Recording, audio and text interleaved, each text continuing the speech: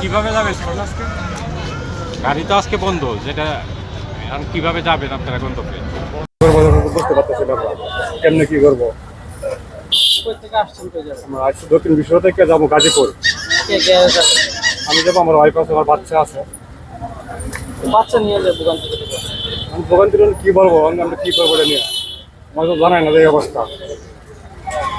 জানানোর দরকার ছিল যে আজকে গাড়ি বন্ধ থাকবে, ধর্মঘট থাকবে, কিন্তু কেউ জানে না। আমার মতো অনেক মানুষ আসবে, দোকান থেকে বলবে সবাই। আমি জানি না, অনেকে আছে, আজকে অনেকে আসবে, তারা কি করবে। আমরা ঢাকা যাইতে পারতাছি না, খুব সমস্যার মধ্যে আমরা আছি।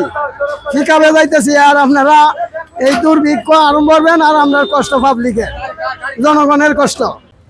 বলতে কারণে যাত্রী ভোগান্তিত পড়ে গেছে, যাইতে পারতেছে না, এই কারণে পিকআপে তারা তুললে যাতে জায়গা মতো যায় পৌঁছতে পারে।